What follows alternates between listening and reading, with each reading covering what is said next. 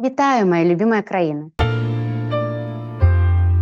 З улікам тэхналогій, в прынцыпе, ёсць магчымасць дадатковага хуткага разгортання нашай тэрыторыі войскаў і пачатка вайны з краінамі НАТО. Гэта ўся гісторыя з расіянамі, гэта ненадоўга. Вся наша гісторыя паказвае, што колькі нас не выганялі з краіны, мы ўсё адно вярталіся. Беларусы могуць заткнуцца і пацярпець яшчэ гадоў 10. Это как бы так. Але, на пабытовым узроўні, хутчэй за ўсё, хтосьці будзе атрымліваць па шчах за празмернае хамства. Это не цярпільства, это спосаб выжывання. І гэта спосаб, в прынцыпе, на тое, што каб засталося самае важнае, каб жылі людзі, каб жыла Беларусь. Сёння ў мяне вельмі цікавая і вельмі важная размова з гісторыкам Віктарам Якубавым. Паразмаўляем з ім пра рускіх. Чаму яны нам не браты? Толькі если меншыя. Чаго чакаць беларусам у будучыні і якія адрозненні паміж рускімі і беларусамі? Даглядзіце гэта відео до конца, вы дазнаецеся шмат новага ды цікавага. А я нагадываю, што вы на канале Воля Такарчук, на самым шчырым беларускім YouTube-канале. З вас бонусам падпіска, падабайка, рэпост, канешне, каментар. Па магчымасці падтрымайце маю працу. І пагналі да размовы.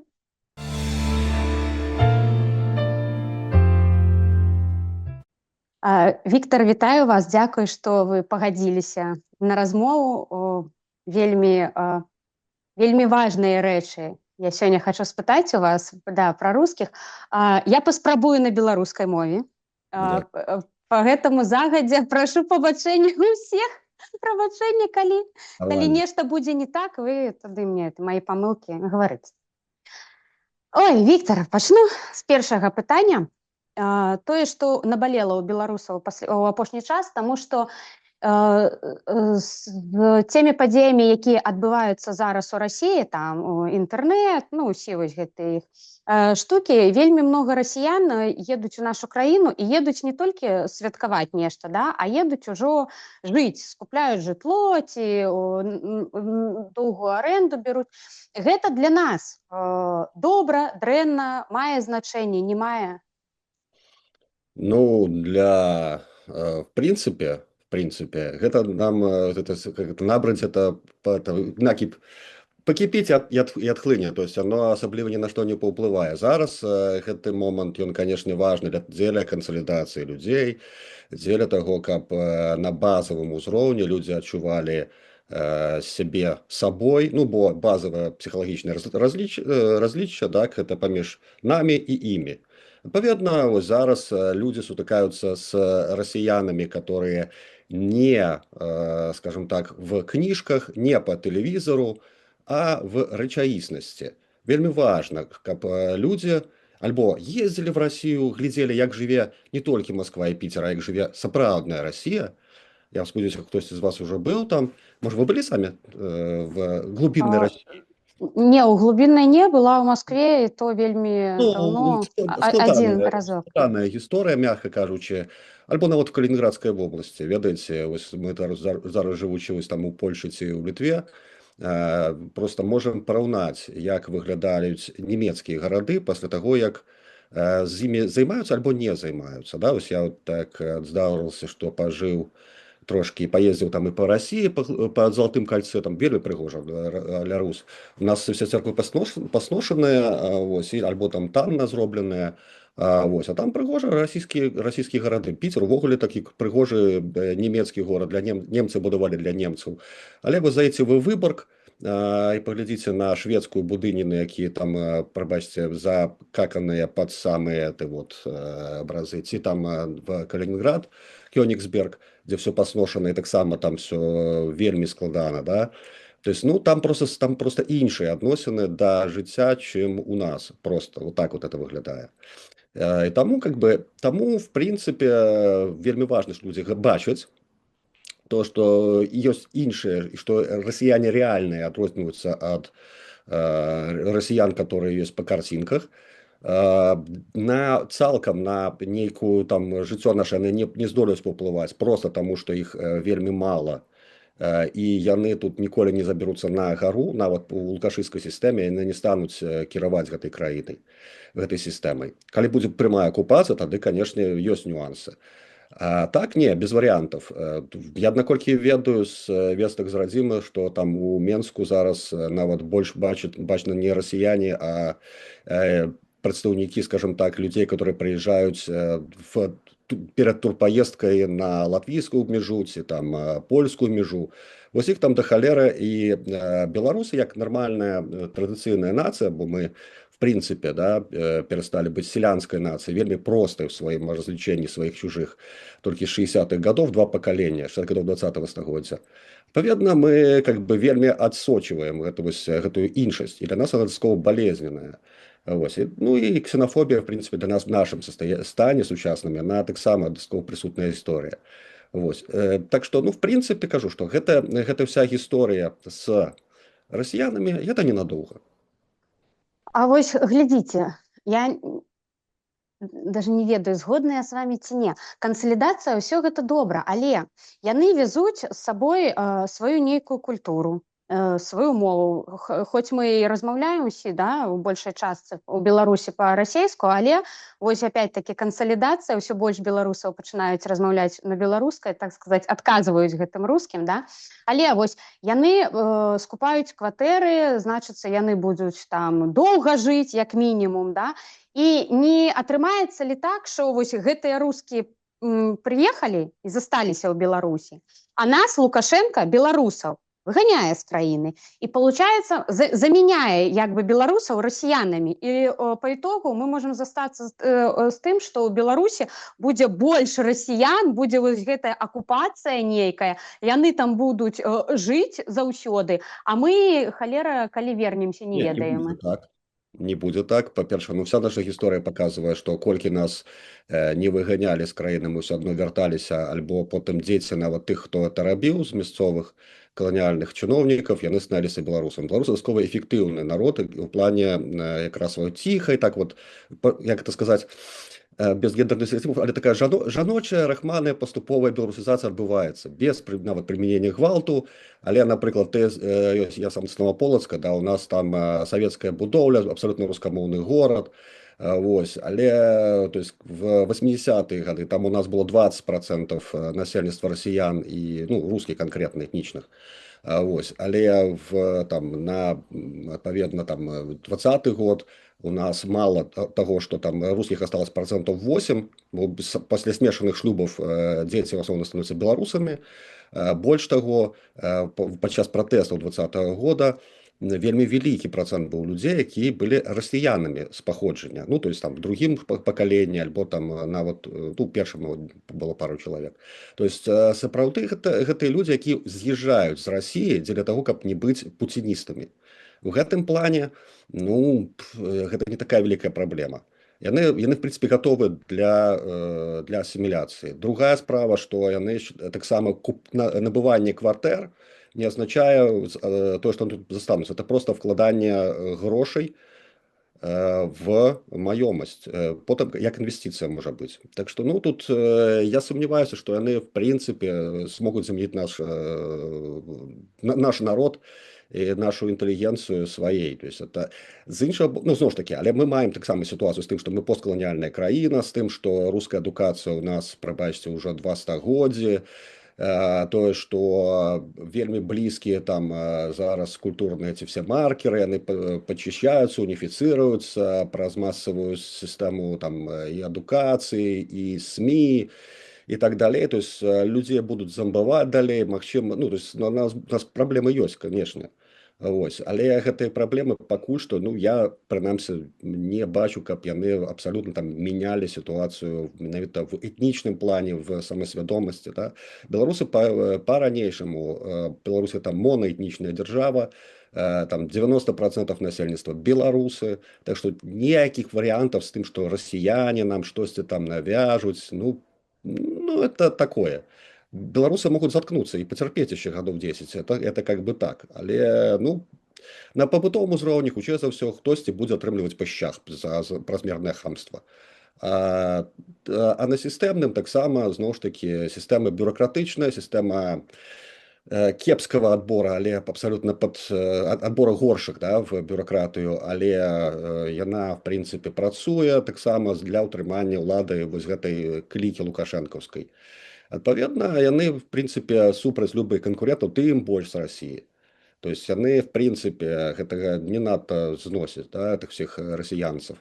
Ну і таму как бы тут супадаюць інтарэсы і там нацыянальна арыентаванай часткі інтэлігенцыі і вось гэтай этих лукашыстаў. Да? Вспомним про Гришу Азарёнка нават. Да, привет, Тыма. Слухайте, а у які момент мы стали терпилами такими? Вось вы у разговоры с Не Микитой стали. ну, да, говорили, что мы не добрые такие, як лічаць, что беларусы, яны такие памяркоўныя, спокойные, там еще такое. Но вось вы сказали, яшчэ 10 гадоў потерпеть.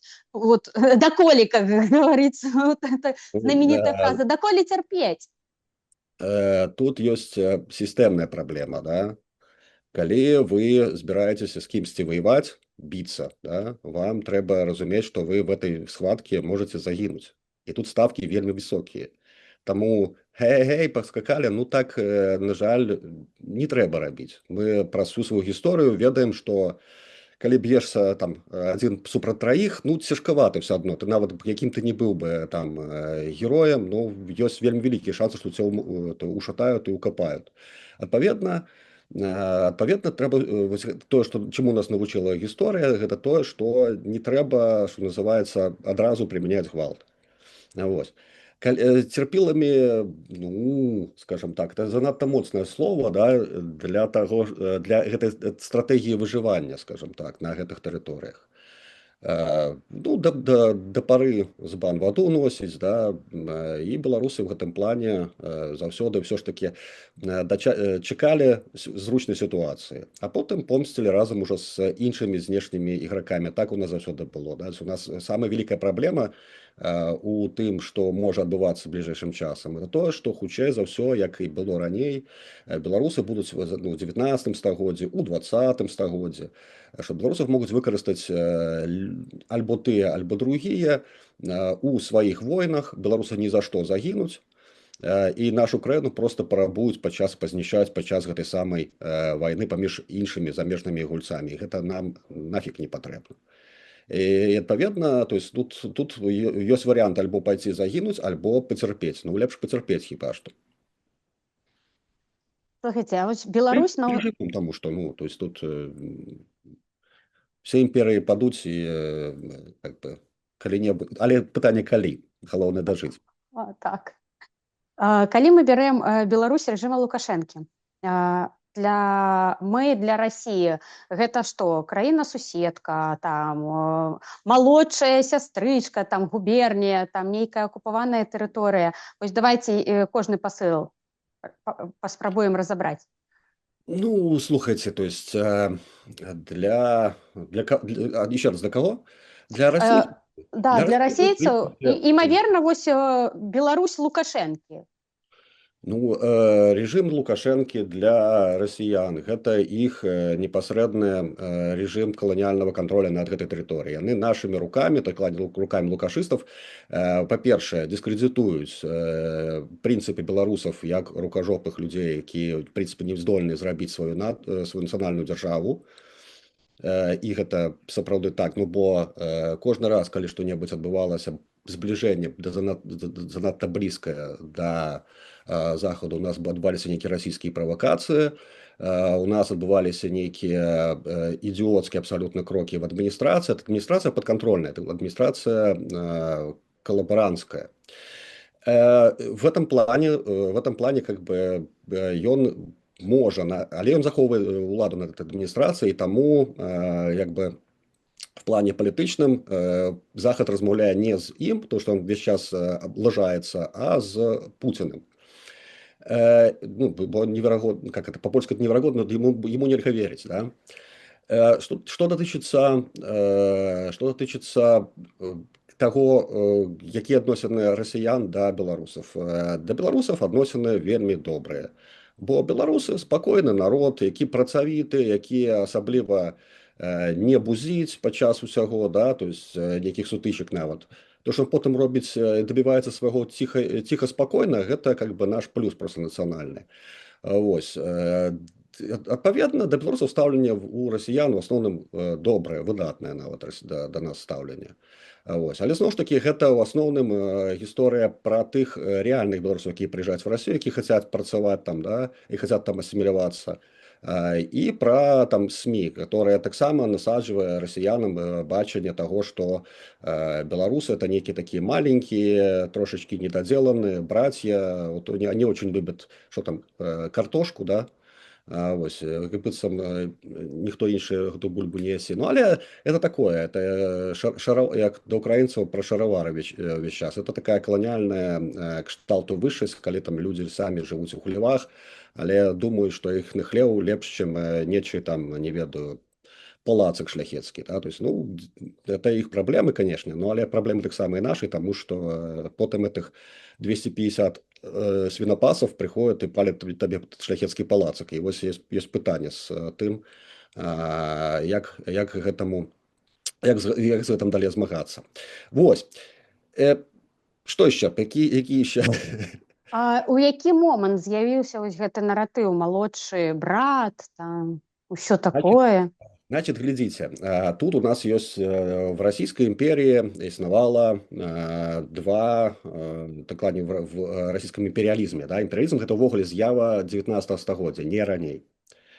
Першапачаткова гэта былі і расійская монархія. У нас была республика в Речи Посполитой, так? В России была монархия, традыцыйнае грамадства, матушка-імператрица, царь-батюшка и так далее, так далее. Значит, в 19 стагоддзе, пасля французской революции, з'яўляецца такая ідэя, што ёсць яшчэ і іншы суверен, акрамя монарха. І гэта нацыя. Причем нацыя нават этой сяляне, которые ніколі нічога ад палітыкі не хацелі, акрамя таго, што у іх трыщалі чубы, калі паны біліся. Да? І в 19 стагоддзе, в пачатку 19 стагоддзя, адным з першых, дарэчы, з'яўляецца кодифікацыя рускага языка, і ўзнікае вось гэта самая ідэя таго, што паступова праз адукацыю будзе пашырацца і руская ідэнтычнасць. Ідэю пра трыадзіны народ выказалі яшчэ украінскія, дарэчы, інтэлектуалы в 1655 годзе, там Кіева-Магілянская акадэмія была, і вот эти украінскія папы пасля вайны і падчас вайны Богдана Хмельніцкага паехалі масава працаваць, халтуріць інтэлектуальна в Москву. И там яны сказали, что вот, царь-батюшка, а давайте-ка мы скажем, что вот что нас три этих братских народа. Значит, один, значит, вот эти малоросы, они так себя называли, отповедно ваш великороссийский, ну, еще вот эти белорусы есть. И это как бы шло, ну, в принципе, российская администрация потом почала эту идею там внедрять дастаткова активно. Але гэта так асабліва еще не распаўсюджвалася на сістэму. Ну, бо зноў ж такі у нас да там пачатку 20-го стагоддзя больш людзей жыла в вёсцы, і яна ніфіга не адчувалася нікім зусім, просто яны былі землядзельцамі. Вот. В Российской империи пачынаецца с 1830-х годов история про то, что Устрялов такой был. И он говорит про то, что самодержавие, народность, как это, православие, самодержавие, народность. Вот так это его формула гучала. И вот это триединый народ, дарэчы, так само калька, тут уже в дадзеным выпадку они падмацавались и технологиями массовой адукации от британцев, и идеей про триадзіннасць неких малозвязанных народов. В Британии в этот час с 802-3 года является Union Jack, это англичане, валийцы и шотландцы, это значит у нас триединый народ колониальный. В этот же самый час, в 30-е годы, у нас возникает романтизм, литература британская, такая же российская литература, причем там так само это мясовые, вот там, кстати, у Гоголя люди, там Скотт Вальтер, он был шотландцем, да? У нас Гоголь, например, был украинцем, Шевченко, якого так само Мицкевич, який зробив кар'єру, так само почав кар'єру при российском императорском дворе. Вот. И вот эта история начала насаждаться про адукацию. Пасля паўстання 63 года в Віленском округе при Муравьеве приехал такой Иван Корнилов, и вот ему менавіта належыць фраза про тое, что не зрабіў русский штык зробіць руская адукацыя і русский поп.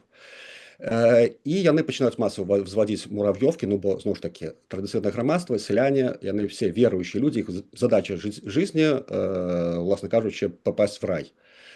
І адпаведна праз царкву, вакол царквы ствараліся нацыі вось на гэтым раннім этапе, калі 16, 17, 18 стагоддзя нацыянальныя цэрквы і стваралі гэтыя нацыі. Праз гэта таксама пачала працаваць расійская праваслаўная царква, яна забараніла богаслужэнне на іншых мовах, яна захапіла уняцкую царкву беларускую. Вось, ну, адпаведна, таксама пачала выціскаць нашу шляхту просто в польскасць. І наша шляхта, змагаючыся з маскалямі, пачала сапраўды лічыць сябе палякамі. Пару пакаленняў, і там твой бацька ўжо лічыў сябе палякам, бо змагаўся з палякамі, бо он ведае польскую мову. Яны настолькі адмаўлялі в сябе расіянства, што яны сталі палякамі. Ось, адпаведна, ну, такая вот у нас история. Украинцев по-іншаму трохи пошла система. Так вот, а вертаючись до братских народов. То есть в Российской империи размовы про братских народов не иснавало. Сталин придумал там Киевскую Русь. На самой справе. Подручник, который редактовал Сталин, заявляется этот термин. И там же рассказывается про то, что значит, когда колисте там была великая русская народность, из которой потом образовались одразу прямо минующие все стады 3 братских народа: великорусский, украинский и белорусский. Это там 50, да, и потом это вбивается как пропаганда на юбилей Переяславской Рады, 1954 год. И это идет просто по всех подручниках советских и про массовую адукацию нашим, моим бацькам, вашим бацькам, потом нам в школах, когда мы учились там в 70-е, 80-е, рассказывали, что вот есть такие 3 братских народа. В принципе, это, конечно, колониальная модель, то есть мы как вот протягиваем этот триединый народ, але, да, все остальные мы трохи равнее за всех остальных, там в этом советской этой империи, да, там мы лепшие, чем узбеки, у которых давнейшая цивилизация, там еще, чем латыши какие-нибудь. Ну, але вот так выглядала эта советская колониальная модель в нашем житті. І так що братскость – це чиста ідеологема, яка не має дочинення до рэчаіснасці фактычнай. Іншая ситуация, что сапраўды, калі людей выхоўваюць і гавораць ім з самого дзяцінства, что вы браты, ну, то, в принципе, это простее интегроваться, калі шчыра. То есть вам простее там пойти с кем-то там по бутылочке выпить, поговорить про жыццё, альбо там погулять в спорт нейкі, альбо зладзіць нейкі бізнес, тому что вы спадзяецеся, что до вас будут ставиться як до брата. А наколькі гэта правда? Ну, это уже людям, которые робяць бизнес там в Москве, в Питере, наверное, ці в Менску, можа лепей ведаць. Слухайте, так по-братски такое пытанне. А был ли у нашей гісторыі нейкі такі перыяд, калі мы не воевали з маскалями? Или маскалі з кім-небудзь не воевали? А то братья, а я вось так это слухаю вас, там, других, і заўсёды з кімсьці яны воююць, і мы з імі заўсёды воевали. Ну, глядите, то есть, в принципе, я таксама там час от часу с этими польскими коллегами, ці с белорусским нашими жартую, калі беларусы перестали обороняться вот сами себе, поляки заўсёды кажут, что там мы тут у нас самые кепские соседи, это русские и немцы. Кажу, вы русских отрымали на межу только в 1945 году, калі Калининград захопила Российская Федерация. Так, помеж вами было еще там 1,5 километров, які заселяюць белорусы и украинцы. Ввогуле, калі белорусы перестали оборонять свою территорию, свою землю, которые калі долучились, сказали, да, хрен с вами, будем, в принципе, ладно, абы мирно было. Это было в 19 стагоддзе. Большасць белорусов так, в принципе, приняла эту зрэшты. Ну, это селянская нация наша. Ось, то, в принципе, возникла эта самая Речь Посполитая, возникла эта шляхетская корпорация, тут супали процессы менавіта демократизации и национализации с русификацией на наших территориях и полонизацией элит. Так что тут есть такая история. Что дотычыцца, калі не воевали. Вот в 19 стагоддзі мы з рускімі мало воевали. Да? То есть у нас фактично был апошні всплеск дзяржаўных войнаў. Гэта, адпаведна, война, наполеоновская война, гэта паўстанне 30-31 гадоў, бо она вялася регулярнай арміяй варшаўскага герцогства і таксама удзельнікамі з афіцэрамі і шараговымі з расійскай арміі, которые перайшлі на бок паўстанцаў. Потым паўстанне 63 года, але паўстанне 63 года оно не было такім масавым ужо. Гэта было паўстанне, якое в прынцыпе рабіла шляхта, вельмі часта паланізаваная, але яна працавала з сялянамі, і вось з гэтага паўстання потым узнікае беларуская наша нацыянальная вось і мова, і гэты самы такі нацыяналізм мадэрновы. Малейчук кажа, што не Каліновскі зрабіў Беларусь беларусамі, там не мужицкая правда, а беларусы прымусілі Каліновскага стаць беларусам. Потому что, по-іншаму он просто не мог уже до іх звертаться по-польску, ему сказали бы, иди ты к полякам, вот, а мы за тебя гинуть не будем. Бо, знову ж таки, толькі адмінілі прыгон, і тут паны говорят, а давайте-ка мы помрите-ка за нас селяне, да? Мы вас стагоддзямі іх набілі, а вот теперь помирайте за нас. Такая себе агітацыя. Вось, у гэтым плане сапраўды, вось, гэта мірнае сужыццё з расіянамі, вось гэта расійская імперія збольшага для сялян, паўтаруся. І зноў ж такі тут выцісканне было менавіта этой шляхты ў бок Варшавы. І потым першая, другая сусветная вайна, то есть там пры ўсім пры тым адсутнасць структур, вось пра тое, што мы калі казалі пра варыянты з гвалтам, да, то есть ты павінен ведаць, калі ты ідзеш паміраць, ты павінен ведаць, што ты памрэш не дарма, и что там, а может быть нават и выиграешь, да? То есть у тебя павінна быць забеспячэнне, у тебя павінна быць падтрымка, а гэта робіцца праз дзяржаўныя структуры. И тому, калі у нас няма этих дзяржаўных структур, контроля над імі, то у нас велізарныя праблемы, і кожны вырашае праблемы самастойна на ўзроўні асобы, а не групы. Вось. І адпаведна гэта гісторыя, у нас сапраўды канфлікты з Расіяй з 1498 года хіба што адбываліся прыблізна раз на 2 пакаленні, або нават раз на пакаленне, да? То есть, раз в 30-40 гадоў стабільна была вялікая вайна на ўсходзе ў нас. Вось. А потым гэты канфлікт ужо і вцягвання Беларусі, на тэрыторыі Беларусі адбываліся гэтыя войны, якраз яны і забівалі велізарную колькасць нашага насельніцтва, наполеонаўскія войны забілі там шмат народу, першая сусветная вайна, масавае бежанства, і потым другая сусветная вайна, таксама масавыя геноциды, там і іншыя історыі, прынамсі забойствы масавыя.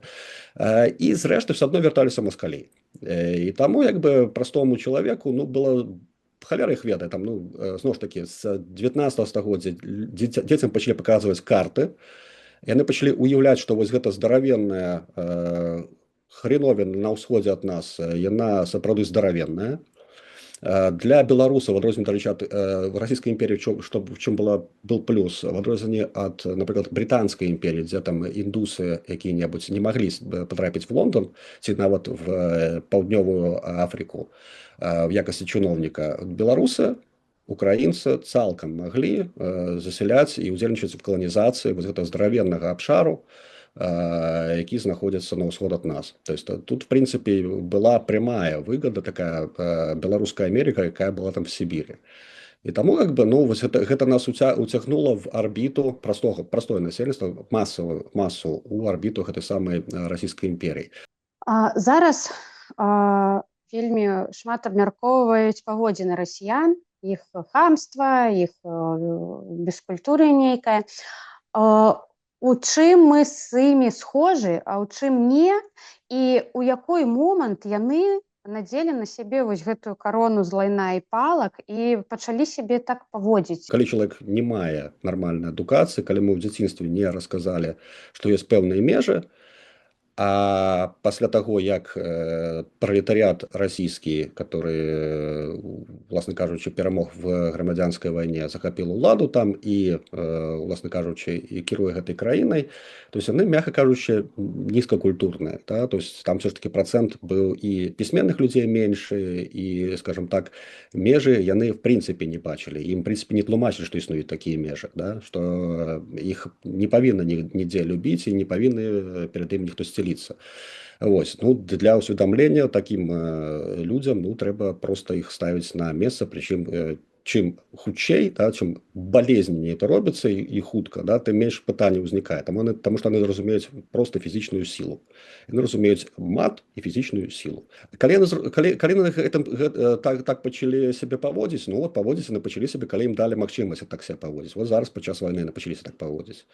То есть какая-нибудь профессура, з якой камунікаваў там 20 гадоў таму, расійская, цалкам нормальные люди, але зноў ж таки их нормально заканчивается на том, что ну вот смотрите, Виктор, вот это же Россия красивая, красивая, а вот давайте вы будете с нами вместе в одной стране.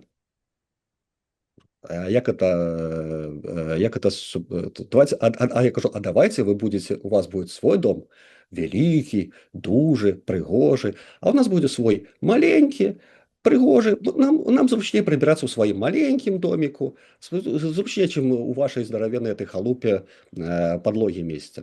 Тому как бы у вас своя хата, у нас своя хата. Так а ў чым мы ўсё ж такі падобны да расіян, а ў чым галоўны нейкі вось пару пунктаў адрозненні і чым падобны? Большасць беларусаў размаўляе на расійскай мове. Гэта расійская мова спецыфічная, бо яна не мае, дакладней, не мае свой акцэнт. І там расіянін, і мы чуем расіяна ухам. Да? По тым, хто там з Піцера, хто там з Паволжа, хто там з поўдня Расіі альбо Украіны, дарэчы, у них вельмі падобныя акцэнты.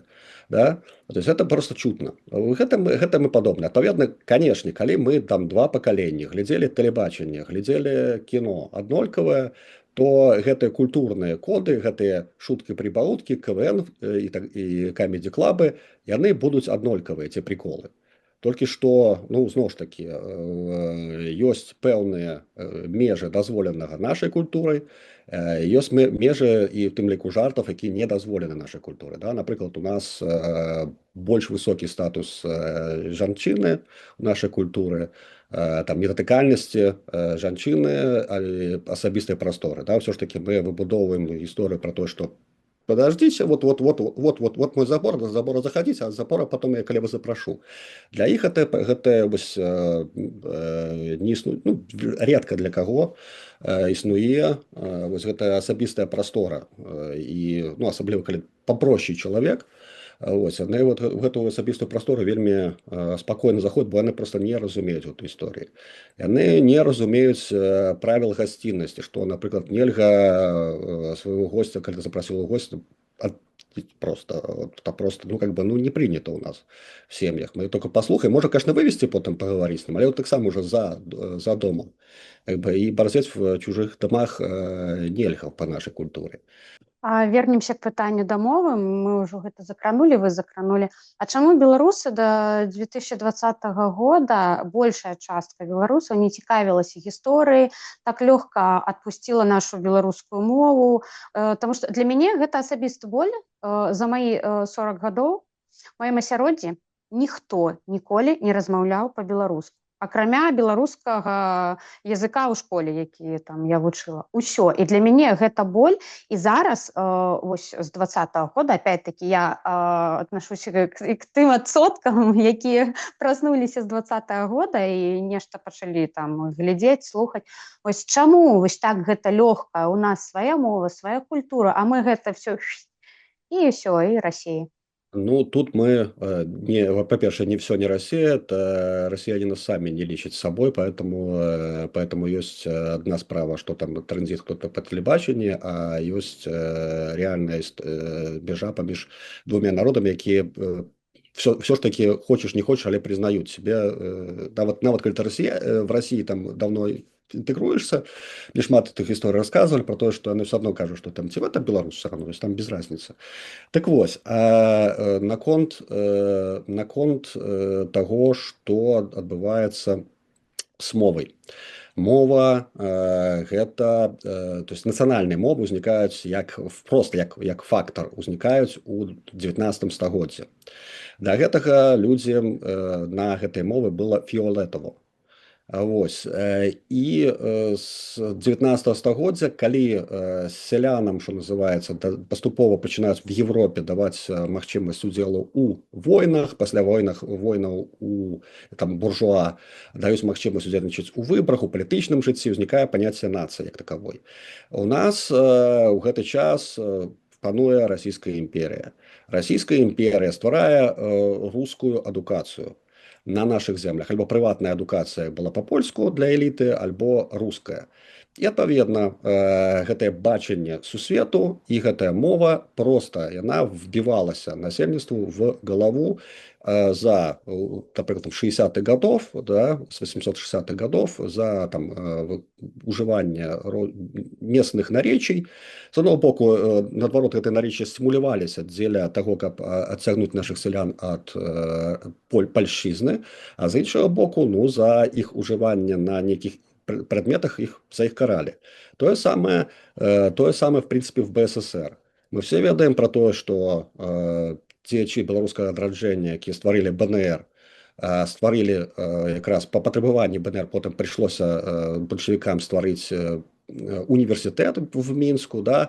Потым яны стварылі сетку адукацыі, беларускай адукацыі, на беларускай мове быў працэс беларусізацыі, дзеля канкурэнцыі з палякамі, але факт у тым, што сапраўды беларусы атрымалі сваю адукацыю в БССР, але потым гэтых беларусаў расстралялі, да? Просто па спіску, тупо па спіску расстралялі нацыянальную інтэлігенцыю всю.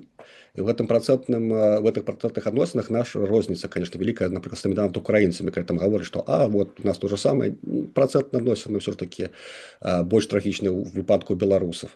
І такім чынам паступова з Хрущёвым, калі сапраўды насельніцтва наша переехала в гарады падчас беларусы, карацей так, пры Сталіне кіравалі в асноўным нами рускія, грузіны, яны праводзілі рэпрэсіі над беларусамі, конечно, руками беларусаў, але в прынцыпе гэта адбывалася дастаткова масавае каранне беларусаў за быццё беларусамі. І на захадзе Беларусі, на ўсходзе Беларусі, а потым яшчэ на захадзе в канцы 40-х, да, до конца 40-х. І плюс там депортацыя насельніцтва, которое было не згоднае з заходняй Беларусі, які переехалі в Польшу тады. И отрывается так, что с 60-х годов нормально начинается переезд белорусов в города, бо в колхозах полная беда, да, то есть там это горш за пригодное право. Белорусы в першыню 60-х, 70-х годах становятся урбанизованной нацией. Отповедно, переезжают они на слабой маргинальной позиции, то есть они, в принципе, дети колхозников в основной своей массе, а это такое, типа, кепска, да? У іх перад кожным стаіць магчымасць інтэгравацца, а эта інтэграцыя павінна адбывацца на расійскай мове, больш высокай каланіяльнай мове. Па статусе больш высокай, не па якасці, тому што беларуская мова багацейшая за расійскую, але па статусе больш высокай у дадзенай сістэме. Адпаведна, мы маем сітуацыю з тым, што гэтыя беларусы, якія баяцца проста, яны перажылі, то есть вы разумееце, што іх бацькі, а можа яны самі перажылі траўму вайны. Их забивали там массово. Потом перед этим и пасля гэтага были еще сталинские репрессии, они боялись эту державу. И эта держава была рускамоўнай. И тут такая психопатычная ситуация гвалту и прымусу, калі ахвяре прасцей прыняць пагадзіцца з тым, што не трэба мяне больш забіваць, я в принципе сделаю все, что ты хочешь, толькі дай мне магчымасць жыць. І вось людзі гэтыя бедалагі, большасць, конечно, не разумела гэту сітуацыю, это была моладзь, якая той вайны і не бачыла, але перад якой адкрылася магчымасць зрабіць кар'еру і на Беларусі прычым, да, упершыню, не толькі з'язджаючы куды-небудзь. Грады сталі беларускімі, не там расійскімі, не габрэйскімі, беларускімі. І яны сапраўды пашлі в адукацыю, яны пашлі в навуку, яны пачалі рабіць кар'еры, і в прынцыпе беларуская СССР стала беларускай дзяржавай, хаця, конечно, савецкай беларускай дзяржавай, мягка кажучы, она заставалася под контролем российской номенклатуры, российского КГБ. Не будем забывать, что в Минске існавала другая, в Москве и в Минске існавалі высшие школы КГБ, например, да? И, например, Патрушев у нас учился в Минской школе КГБ, на секундочку. Так что контроль тут над гэтым насельніцтвам, ён над беларусамі, да, ён ажыццяўляўся дастаткова давно і рознымі метадамі. С 60-х, 80-х годов ён ажыццяўляўся не гвалтоўна, в прынцыпе, але маніпуляцыўна, і такая, это был мягкий гвалт, soft power, скажем так, які, в прынцыпе, а потым СМИ, першая, прогресс, да, который з'явіўся в городах, и это дети, которые повинны были ходить за конями, стали ходить в кинотеатры, и гэтае прыгожае жыццё савецкае, карціначнае, которое яны не ўбачылі ніколі в сваіх вёсках, яно сапраўды на іх паўплывала, яны сапраўды поверілі ў гэтую міфалогію савецкую. А потым, калі мы ім гаворым, ну, так же ж нельга, яны кажуць, а якія варыянты? То есть мы што, зря жылі? А як вам наратыў, што калі б не СССР, не было б Беларусі? Калі б не СССР, был бы БНР. На момант таго, каб як это все адбывалася, было бы альбо БНР, альбо было бы Рэч Паспалітая в мадэлі Пілсудскага. Просто тому что, ну, модель Пілсудскага была федэратыўная мадэль у него пачаткова, потым калі беларусы збольшага таксама падтрымалі ўжо там чырвоных, наш нацыянальны рух был супраць польскіх паноў, в прынцыпе. Таму мы атрымалі сітуацыю з тым, што в Польше дзеля того, каб утрымаць уладу, Пілсудскі стаў нацыяналістам, а на беларускія сяляне падзялілі панскую землю, і адпаведна думалі, што бальшавікі хорошыя людзі. Аказалася, што не так оно было. І таму как бы беларускі народ, ён сваё ўзяў просто. І бальшавікам трэба было просто з гэтым змірыцца, пакуль беларусы не пачалі чарговае паўстанне. Ну, прабачце, нават калі мы не арганізаваныя былі там шмат гадоў, да, то есть все адно беларусы, той самы слуцкае паўстанне, вы можете, калі хаціце, шановныя глядачы, паглядзець што-небудзь пра ірландцаў, пра пасхальнае паўстанне. Ірландцы рыхтавалі феніі, рыхтавалі паўстанне амаль стагоддзя, і у іх было на это паўстанне, по-моему, 1002 прыйшло ірландцаў. Слуцкі збройны чин, селяне 5, 7, 20 тысяч па розных, уже па вельмі вялікіх падліках. Просто выйшлі, взяли зброю і пагналі мачыцца. Это в маленьком регионе Беларусі. А таких паўстанняў было некалькі, да. Адпаведна, то есть беларусы в этом плане, то есть шли и змагаліся за свою волю. Только что, конечно, гэта была слаба арганізаваная в плане прафесійным армія, і армія, якая не атрымала знешняй падтрымкі, в адрозненне там ад літоўцаў і ад палякаў. Ну, таму атрымалася так, як атрымалася. Сяляне, в прынцыпе, паглядзелі, што нашыя палітыкі такі, мякка кажучы, не совсем адэкватныя, нацыянальныя, ну і выбралі тых, у каго была рэальная сіла, а это былі альбо палякі, альбо маскалі. Зараз 9 траўня, мы шмат чаго не ведаем пра Другую сусветную вайну. 3 нейкія факты, што павінен кожны ведаць пра Другую сусветную. Ну, про Другую сусветную войну, как бы я не специалист, але три галоўных факта. Это Другая сусветная война. Она пачалася, адпаведна, 1 верасня 1939 года. Советский Союз напал на, адпаведна, польскую дзяржаву, вярнуў ён кавалкі Беларусі, злучыў іх пад сваім уладай. І гэта праўда, так? Але ён напаў на баку Германії, пачаў ён на баку Германії. Другі факт, гэта тое, што беларусы гэта самая партызанская нацыя, і гэта беларусы, в прынцыпе, паказалі. Ну, бо, зноў ж такі, у нас па абсалютных паказчыках атрымліваецца, што у нас просто французов в лічбах абсалютных больш, Так, але мы на другім месцы былі па ўсіх гэтых дадзеных, прычым дадзены правяраліся КГБ савецкім, то есть там сур'ёзна, там правільныя лічбы. А во Францыі все французы сталі в 44-45 году партызанамі. Там немножко іншая адказнасць была за фіксацыю свайго ўдзелу ў супраціўленні. І бонусы большыя былі. Не толькі спаленыя хаты, там і забітыя сваякі. Вось, так, значит, это другі факт про тое, што мы партызанская нацыя. Ну і трэці факт, напрыклад, тое, што сярод беларусаў, да, было все беларусы складалі вельмі вялікую частку з тых герояў, узнагароджаных байцоў, якія і кіравалі гэтай арміяй, і адпаведна удзельнічалі ў баях на баку чырвоных, у тым ліку, да? То есть мы як бы не казалі зрэшты нацыя пераможцаў, але тут таксама трэба разумець, што гэта не пампезная такая вот победабесія, гэта часцей за ўсё тых, хто рэальна ваюе. Вот, напрыклад, там мои дзеды реально воевали, бабки воевали, там партизаны былі. Яны плакалі і ніколі не рассказывалі про тое, што яны пережили. Ну, вельмі цяжка ім было з іх вырваць все. Это вельмі великая ахвяра, калі ты рассказываю, что вот там у нас, у меня там, у твоего деда, кажа, был брат, такі здоровы, дужы малец, кулеметчиком был, атрымаў там звезду героя, руками там немцаў задушил, отбил их пулемет, а потом у нас прорыв плина, значит, партизанский, полско-липецкая партизанская зона, и людей затиснули русские, вот героическими стушками. РУА, это знищало полско-липецкую партизанскую зону. Затиснули, и люди руками задушили кулеметчика, просто в натоўп людей. І кажа, вот там бабка моя якраз шла за тымі людзьмі і бачила, што мой там атрымліваецца брат дзеда лежыць з дыркой во всю спину, да, то есть как бы, ну, его просто забило подчас этого всего. То есть, ну, там, это мясо, это страшные речи. Таму про гэта і гэта реальнасць, да, вот гэтых людзей, якія перажылі эту вайну. І таму для гэтых людзей, якія реально воевали, ніколі ізноў. І для нас это павінна быць ніколі ізноў.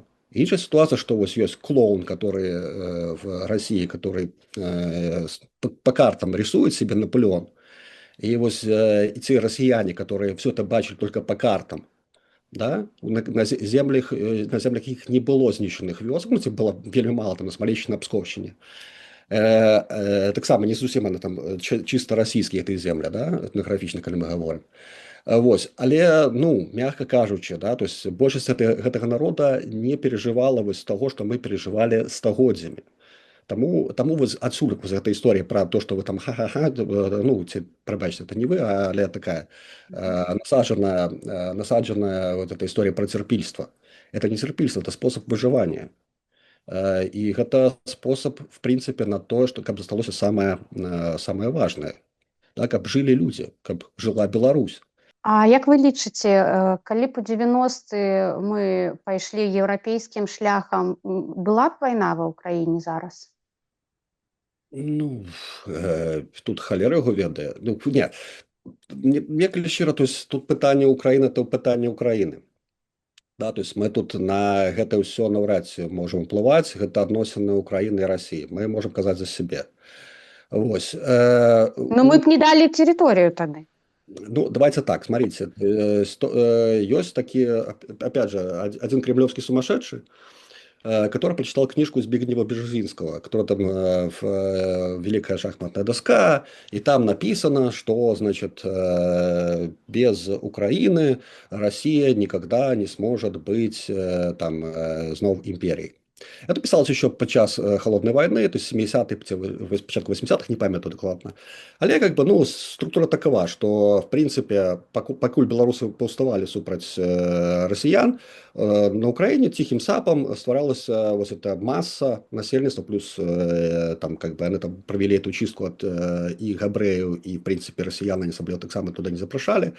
Вось. И, в принципе, там, ну, дастаткова великая была магчымасць для того, каб потом уже в 19-20 году пачатку 20-го стагоддзя зрабіць рэвалюцыю нацыянальную, ці паспрабаваць штосьці там дабіцца ўжо структурна. Мы такого просто не мелі, нас трымалі пад большым кантролем, чым всіх астатніх. Калі б мы адразу пашлі, да, то есть калі яшчэ не сфармаваўся вось гэта структура палітычная лукашэнкаўская, ну недзе там, калі там это прилеталі ці Чорнамырдзе на 90 якім там годзе. Калі мы тады пашлі, калі мы ж нават падавалі заявку разам з Літвой, падаецца, у Еўразвяз.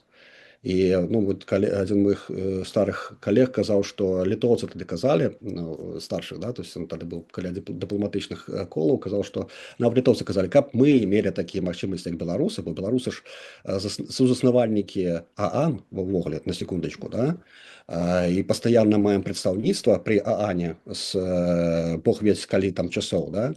Вось, у нас, в принципе, вся структура была готова. Экономика была не раздолбанная, да, то есть она была отсталая для сусвету, але она была отсталая там на момент 80-х годов.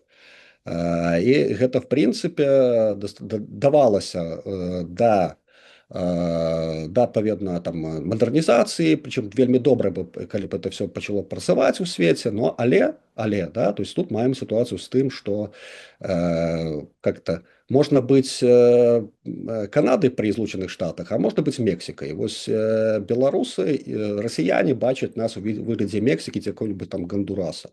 То есть это просто крыніца таннай працоўнай сілы і все.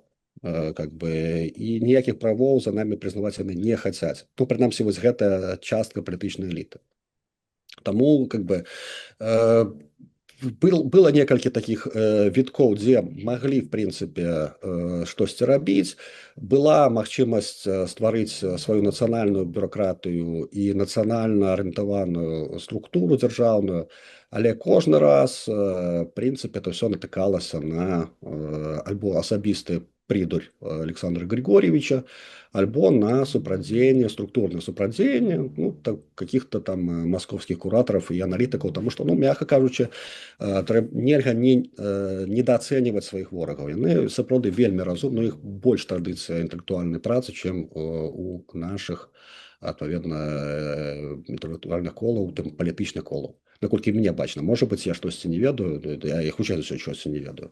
Вось. Але тут трэба разумець, з кім мы маем справу. Гэта сістэма, якая мае вельмі вялікую гісторыю і традыцыю ўзаемадзеянняў і каналы ўзаемадзеянняў з рознымі элітамі і ў нас на нашай тэрыторыі, і за межамі нашай тэрыторыі праз розныя там да гэтага часу існуючыя каналы. То есть тут розныя варыянты таго, што магло б здарыцца.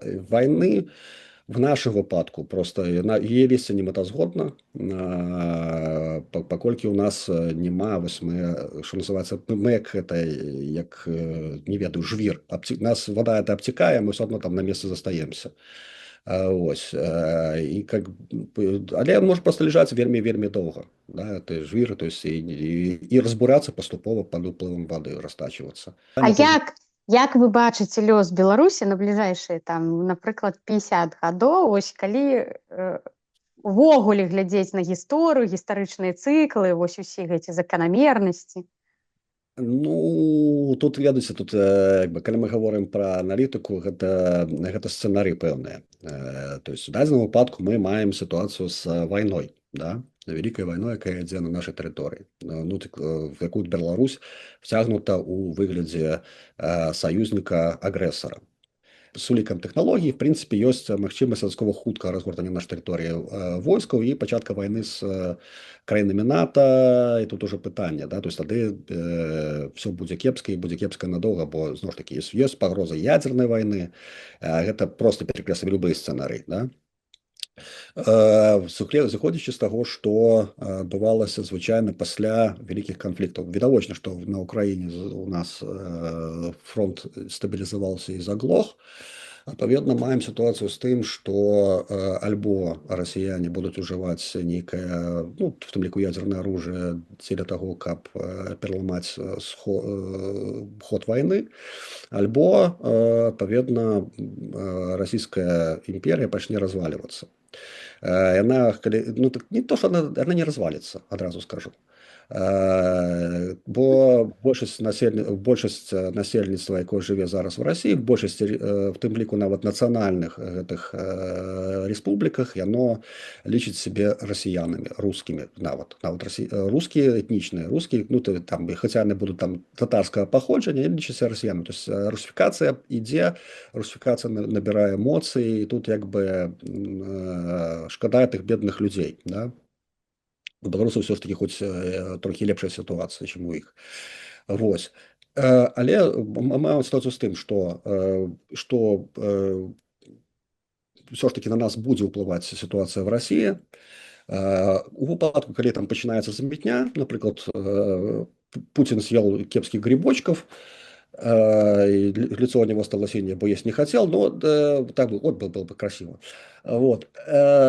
Але ситуація, ну, але буде така ситуація, що в такому випадку буде шанс у тих елітів, які зараз є у владі, на великий жаль, це будуть лукашисти, почати домовлятися і спускати, що називається, спускатися на тормозах і выбудовывать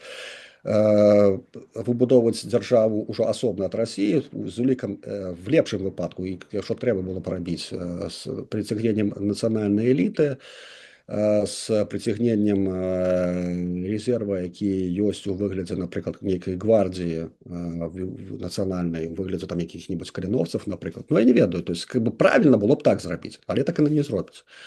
Значит, далей, ну, альбо зноў ж таки, ёсць вариант с интервенцией в конце войны. Первая светная война, интервенции были досково великие, там и заход этих Булак-Булаховича на Беларусь, и там іншыя дзеянні, такие рейды, якія просто промацывали ситуацию, и в принципе с тым кризисом реальным, які існуе зараз у палітычнай Беларусі, ну, Лука не дарма боится развіцця такого сцэнара с заходом каких-нибудь каліновцев. Это абсолютно логичный вариант был бы для звяржэння гэтай самой системы. Але таксама это вельмі малаверагодны вариант, просто адпаведна ведаючы пра тое, што адбываецца зараз с украінскай арміяй, з тым, што там адбываецца с гэтым самым полком. Таму як бы, ну, есть нюансы, мягко кажучы. В идеале, то есть, ну, але зноў ж таки, хутчэй за ўсё гэта вайна скончыцца гадоў там альбо праз парачку, альбо праз 5, ну, але скончыцца. Тады мы будем мець сітуацыю, мы зараз уже маем сітуацыю гонкі на лафетах, хто чай здохне, да, Лукашенко ці Путин. Ну, адпаведна, ад этого будзе у нас залежаць, што это будзе далей. Ну, лагічна было б выбудоўваць, паўтаруся, беларускую дзяржаву саюзную ці там в добрых адносінах з Россией, пакуль мы там пару пакаленняў не пажывём в мире і не зробім нармальную беларускую структуру, культуру, адукацыю і так далей, так далей. Хай там яны паставяць нават помнікі Лукашэнку, як Пілсудскаму ў Польшы, але как бы тут што называецца, мэта апраўдвае сродкі. Але зноў ж таки, ну, паглядзім, як это будзе адбывацца. Вось. З іншого боку, ну, зноў ж таки, раптам штосьці так здарыцца, і вось гэтыя знакамітыя джипы Ціхановскай устремятся, і технікі Чалова устремятся на Беларусь, вызваляць, займаць свае, вяртацца на радзіму. Ну, тады, зноў ж таки, тады пытанне будзе з тым, каб людзі, якія штосьці ведаюць у жыцці, просто пачалі займаць нейкія пасады в дзяржаўнай структуре не з-за лаяльнасці да ўлады, а просто таму, што за кампетэнцыі, да? І у такім выпадку атрымліваецца у нас все ж таки паступовае адцягванне, ну, як это адбывалася, напрыклад, в Літве, як это адбывалася в Польше, все ж таки яны запрасілі сваю дыаспору дзеля кансультацыі, да? В Літве там Адамкус был, в Латвіі таксама там Фрейберга, там, падаецца, з Канады, так? Гэта былі эмігранты, якія трохі бачылі жыццё, якія трохі разумелі, як это выбудоўваецца, як выбудоўваецца палітыка нармальная. На працягу 2-3 прэзідэнцтв нам трэба будзе зрабіць парламенцкую рэспубліку альбо прэзідэнцкую парламенцкую рэспубліку. Прэзідэнцкую парламенцкую, таму што парламент в нашай сітуацыі, калі ў нас вялікія сувязі з маскалямі в нашым рэгіёне, парламент, як паказаў Сойм Рэчы Паспалітай, ён вельмі часта просто займаецца балбатнёй. Вырашэнне надзейных праблемаў, прыклад сілавых праблемаў, это все ж таки дастаткова жорсткая і хуткая сітуацыя, таму трэба все ж таки моцная, раней бы сказали княжеская ўлада, было бы зноў ж таки это эфектыўная сямейная арганізацыя, феадалы там і так далее, і атрымліваецца дастаткова жорсткая сістэма, структура падначальніка. Таму для вось гэтага, для пагаварыць ёсць парламент, прыняць законы, калі спакойны час, калі у вас праблемы, то трэба ўсё ж таки прэзідэнцкая рэспубліка. 2-3 смены палітычных элітаў, 10-20 гадоў, і пасля гэтага, в прынцыпе, пачынаецца даўгі інвестыцыі ў краіну. Напрыклад, як гэта адбылося з Польшай, з Літвой, і зноў ж таки тут нам надо будзе альбо отсекаться от межой нормальной от России, это не означает, что там все там ров с крокодилами, все равно экономика, особистые сувязі, то, что велізарная колькасць и мужчин белорусских живе в России, и жанчыны повыходили замуж, куды мы деваць будем такую диаспору. И зноў таки вельмі глупо адмаўляцца от гэтай диаспоры, потому что яна сапраўды мае і сувязі, і в принципе она будзе карысна для нас у жыцці, далейшым жыцці нашай дзяржавы. Зноў ж таки, калі палякі зараз галоўныя спецыялісты по России в НАТО, то что мешае беларусам ці украінцам? Зараз украінцы галоўныя спецыялісты по России. А что замінае нашим быць спецыялістамі парашкі, тым больш, что называется, в першых шэрагах, таксама нічого не замінае. То есть у гэтым падзеле працы ёсць месца для сусветнай падзеле працы, ёсць месца для Беларусі як незалежнай краіны. Наўрад ці мы войдзем в які-небудзь блок, тому што зноў ж таки, калі раптам зацягнецца нейкая грамадзянская вайна в России, тады ёсць шанец. Але так, на тым, што зараз бачна, то наўрад ці мы зойдзем ці ў НАТО, ці да ЕС далучымся. Хутчэй за ўсё, штосьці будзе памежнае, і у нас, і у украінцаў, это будзе нейкая такая зона фармальна вельмі прыязных саюзнікаў, але асобная, просто дзеля того, каб, что называется, не дражніць маскоўскіх гусей. То есть, такая перспектыўка мне зараз бачыцца на вось гэтых дадзеных, которые я валодаю зараз. Віктор, дзякую вам вялікі за размову. Было вельмі цікава.